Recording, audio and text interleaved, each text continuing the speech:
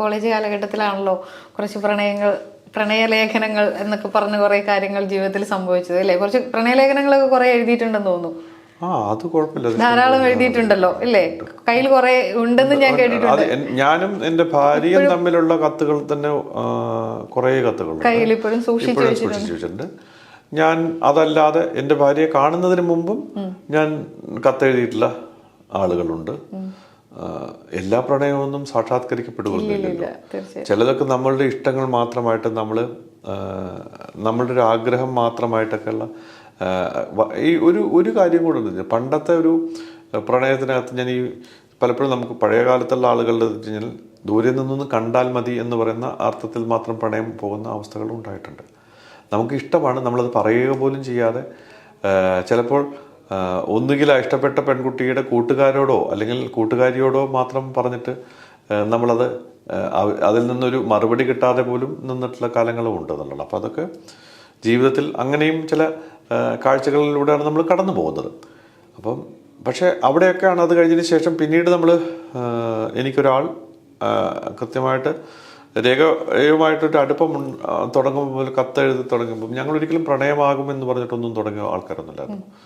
രണ്ട് സുഹൃത്തുക്കൾ വളരെ കൃത്യമായിട്ട് ഇഷ്ടമാകുകയും അത് ജീവിതത്തിൽ ഈ വഴികളാണ് ശരിയെന്ന് തോന്നിക്കുകയും ആ വഴിയിലൂടെ ഒരുമിച്ച് സഞ്ചരിക്കുകയും ചെയ്തിട്ടുള്ള സ്വാഭാവികമായ മാറ്റത്തിലൂടെ വന്ന പ്രണയം. എങ്കിലും അതിലും ഭയങ്കര രസകരമായിട്ട് കത്തുകളൊക്കെ പരസ്പരം കൈമാറുന്ന സാഹചര്യമൊക്കെ ഇഷ്ടംപോലുണ്ട്. പക്ഷെ ആ കത്ത് ഞാൻ പലപ്പോഴും ആ കത്തുകളെ കുറിച്ച് ഞാൻ ആലോചിക്കുമ്പോൾ എനിക്ക് ഇപ്പൊ തോന്നുന്നത് ആ കത്ത് വീണ്ടും ഒന്ന് വായിക്കണം തോന്നുന്നുണ്ട്. കാരണം വേറൊന്നും ഉണ്ടല്ലോ. വായിച്ചിട്ടുണ്ടോ പിന്നീടൊക്കെ എടുത്തത് ഞാൻ അതിനകത്തുള്ള രണ്ട് കത്തുകൾ ഞാനത് ചോദിക്കാൻ കാരണം പലപ്പോഴും പല പ്രണയങ്ങളും സംഭവിച്ചു കഴിഞ്ഞ് വിവാഹം കഴിഞ്ഞ് പിന്നെ ഇതാരും ഓർമ്മിക്കാൻ ചോദിക്കുന്ന സ്റ്റേറ്റ്മെന്റുകൾ അങ്ങനെയാണല്ലോ. ഞാൻ ആ അതിനകത്ത് രണ്ട് കത്തുകൾ അച്ചടിക്കപ്പെട്ടിട്ടുണ്ട് എന്നുള്ള കൂടെയുണ്ട്. ഞങ്ങൾ എഴുതിയിട്ടുള്ള ഒരു രണ്ട് കത്തുകൾ പ്രണയപുസ്തകം എന്ന് പറഞ്ഞൊരു ഷെൽവി ഇറക്കിയിട്ടുള്ളൊരു ബുക്കിനകത്തത് VR സുധീഷ് എഡിറ്റ് ചെയ്തൊരു ബുക്കിനകത്തത് അച്ചടിക്കപ്പെട്ടിട്ടുണ്ട്. പിന്നെ അപ്പം ഞാൻ ആ സമയത്ത് ഞാനിങ്ങനെ വായിച്ച് നോക്കിയിട്ടുള്ള സാധനങ്ങളുണ്ട്. അത് കഴിഞ്ഞ ശേഷം ഈ അടുത്ത കാലത്തും ഞാനതെടുത്ത് വെറുതെ ഒന്ന് മറിച്ച് നോക്കിക്കഴിഞ്ഞപ്പോൾ വേറൊരു കാര്യം ഞാനതാ പറഞ്ഞത്, നമുക്ക് നമ്മുടെ ജീവിതത്തിൻ്റെ ചില ഏരിയകൾ ആ സമയത്ത് ഡയറി എഴുതുന്നത് പോലെ തന്നെ പ്രാധാന്യമുള്ളതാണ് ഈ കത്തുകൾ എന്ന് ഞാൻ തിരിച്ചറിഞ്ഞിട്ടുണ്ട് എന്നുള്ളതാണ്. കാരണം അത് വെറുതെ ഒരു കത്ത് മാത്രമല്ല, അതിനകത്ത് കാലത്തെ ജീവിതമുണ്ട്, ആ കാലത്തെ സംഭവങ്ങളുണ്ട്, ആ കാലത്തിന്റെ ചരിത്രം കൂടിയുണ്ട്. ഈ രീതിയിലൊക്കെയാണോ അപ്പോഴും ഈ കത്തിനകത്തൊക്കെ എഴുതിക്കൊണ്ടിരുന്നത്? അങ്ങനെ അത് എഴുതിയിട്ടുണ്ട്. പ്രിയതമ ഇതൊക്കെ വായിക്കാനുള്ള പിന്നെ അവളും എനിക്ക് അങ്ങനത്തെ കത്തുകൾ എഴുതിയിട്ടുണ്ട്. അതുകൊണ്ടാണ് ഞാൻ കാരണം ഞാൻ ഒന്നാമത് മലയാളത്തിലാണോ കത്തുകളൊക്കെ ഉണ്ടായിരുന്നത്? മത്സ്യത്തൊഴിലാളി ഗ്രാമങ്ങളിൽ ജോലി ചെയ്യുന്ന സമയത്താണ് രേഖയുടെ കത്തുകൾ വരുന്നത്. സ്വാഭാവികമായിട്ടും ആ പ്രദേശത്തിന്റെ ജീവിതമുണ്ട് അതിനകത്ത്.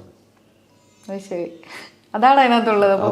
പുസ്തകത്തിനൊരു ഹോപ്പുണ്ട്. ഇനിയും സാധ്യതയുള്ളതാണ്. അത് വേണമെങ്കിൽ എഡിറ്റ് ചെയ്ത് കഴിഞ്ഞാൽ പോലും അതൊരു നല്ല ബുക്കിനുള്ള സാധ്യതയുണ്ടെന്ന് എനിക്ക് നല്ല ബോധ്യമുണ്ടത്. ഇപ്പൊ പ്രണയലേഖനങ്ങളൊന്നും ഇല്ലല്ലോ. ഇപ്പൊ എഴുത്തിന്റെ ഭാഷയിൽ ആരും പ്രണയിക്കുന്നുണ്ടെന്ന് എനിക്ക് തോന്നുന്നില്ല. ഇപ്പൊ വാട്സപ്പിൽ മാത്രമേ. അടുത്ത ദിവസം വേണമെങ്കിൽ നമുക്ക് ബ്രേക്കപ്പ് ആകാനും പിന്നെ എല്ലാം ആകെ കൂടെ ഇമോജികളിലൂടെ പോലും നമുക്ക് കമ്മ്യൂണിക്കേറ്റ് ചെയ്യാം എന്ന് പറഞ്ഞൊരു കാലത്താണ് നടക്കുന്നത്. അപ്പോൾ ഒരു നെടുനീളൻ ലേഖനമൊന്നും എഴുതേണ്ട ആവശ്യമില്ല. 5 പേജുള്ള ഒരു പ്രണയലേഖനമൊന്നും എഴുതേണ്ട ആവശ്യമില്ല. എത്ര പേജൊക്കെ എഴുതിയിട്ടുണ്ട് ആ കാലത്ത്? നമ്മള് 3-4 പേജുകളിലുള്ള ഫുൾ സ്കാപ്പ് 3-4 പേജുകളിലൊക്കെ എഴുതിയിട്ടുള്ള സാധനം നേരിട്ടാണോ കൊണ്ടു കൊടുക്കുക? അല്ല, പോസ്റ്റലാണ്. അതെല്ലാം പോസ്റ്റലാണ്. കാരണം ഇപ്പോഴും ഞാൻ ആഗ്രഹിക്കുന്നുണ്ട് എന്തെങ്കിലുമൊക്കെ നമുക്ക് ഇപ്പോഴും എനിക്ക് ഏറ്റവും സന്തോഷം ഉണ്ടാക്കുന്ന കാര്യങ്ങൾ എൻ്റെ അഡ്രസ്സിനകത്ത് പുസ്തകങ്ങളായാലും ഈ ചിലപ്പോൾ കത്തുകളായാലും ഒക്കെ വരുന്ന ഇതുണ്ട്. എനിക്കത് ഭയങ്കര സന്തോഷം ഉണ്ടാക്കുന്ന കാര്യമാണ്. കാരണം ഞാൻ പറയുന്നത് ജീവിക്കുന്നു എന്നതിൻ്റെ തെളിവാണ് ഒരർത്ഥത്തിൽ ഈ പറയുന്ന കാര്യങ്ങൾ.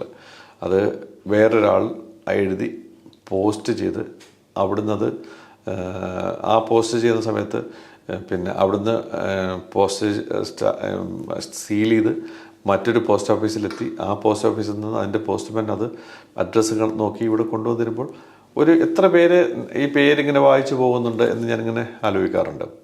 അപ്പം അത് ഒരു രസമുള്ളൊരു കാര്യമാണ്. ഒരു കൗതുകത്തിന് പുറത്തേക്ക് ആ കാലങ്ങളിൽ നേരിട്ട് കാണാറൊന്നുമില്ല, ഈ കത്തുകൾ മാത്രമേ ഉണ്ടായിരുന്നുള്ളൂ. ഞങ്ങള് കത്തെഴുതി ഒരു 2-3 വർഷം കഴിഞ്ഞിട്ടൊക്കെയാണ് നമ്മൾ കാണുന്നത്. അയാള് വർക്ക് ചെയ്ത സ്ഥലത്ത് ഞാൻ അയാളെ കാണാൻ വേണ്ടി പോയി നോക്കുമ്പോൾ അതൊരു പൂവാറ് പോലെയൊക്കെ ഉള്ള റിമോട്ട് ഏരിയകൾ, കോസ്റ്റൽ ഏരിയകളിലൊക്കെ നിന്നിട്ടുണ്ട്. അപ്പോൾ അവിടെയൊക്കെ ചിലപ്പോൾ ഈ മൈസൂർ ഗ്രാമങ്ങളിലെ ഏതെങ്കിലും കുറച്ച് ഇതായിട്ടുള്ളൊരു വീടൊക്കെ ആയിരിക്കും ചിലപ്പോൾ ഇവർ അതിനകത്തുള്ള ഒരു പോർഷനായിരിക്കും ഇവരുടെ ഒരു ഓഫീസൊക്കെ ആയിട്ട് നിൽക്കുന്നുണ്ട്. ആകെ ഒരാൾ മാത്രം, ചിലപ്പോൾ 2 പേര് മാത്രം ആ പ്രദേശത്തുള്ള ഒരു കക്ഷി തന്നെയായിരിക്കും ചിലപ്പോൾ അവിടെ തന്നെ ഉള്ള ഒരാളുടെ വീടൊക്കെ ആയിരിക്കും, അവിടെ ആയിരിക്കും ഈ ഓഫീസ് ഉണ്ടാകുന്നത്. സഹകരണ സംഘത്തിൻ്റെ സെക്രട്ടറി എന്ന് പറയുന്ന മത്സ്യത്തൊഴിലാളി സഹകരണ സംഘത്തിൻ്റെ സെക്രട്ടറി എന്നൊക്കെ പറഞ്ഞ പോലത്തെ ചില പ്രോജക്റ്റ് ഓഫീസർ ആണ്. അപ്പോൾ ആ പ്രോജക്റ്റിൻ്റെ ഭാഗമായിട്ടുണ്ടാകുന്ന ആ കുറച്ച് സഹകരണ സംഘങ്ങളും ഗ്രാമത്തിൻ്റെ അകത്തുള്ള കാര്യങ്ങൾ, അവർ ഫീൽഡ് വിസിറ്റ് എന്ന് പറഞ്ഞ സാധനങ്ങൾ ഞാൻ ചെല്ലുന്ന സമയത്ത് ഇവരെ കാണുന്ന പോലും ഇല്ല. മണിക്കൂർ കണക്കിന്, കാരണം ഇന്നത്തെ പോലത്തെ ഈ ടെലിഫോൺ സൗകര്യങ്ങളില്ല.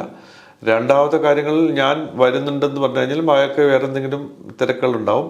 അയാളുടെ ഫീൽഡിൽ പോയിട്ട് ചിലപ്പോൾ ഞാൻ മണിക്കൂറുകളോളം ഈ പറഞ്ഞ സ്ഥലത്ത് ഇത്തരം ഒരു മുറിയിൽ ഒറ്റയ്ക്ക് ഇങ്ങനെ ഒരു കസേരയിലിട്ട് ഇരുന്നുണ്ട്. ആരെങ്കിലും ഒരാൾ കണ്ടുണ്ടാവും, അയാൾ അവിടെ ഇരുന്നോളാം, അപ്പോൾ ഇവിടെ ഇരിക്കുമ്പോഴേ സാറ് വരും എന്ന് പറയും.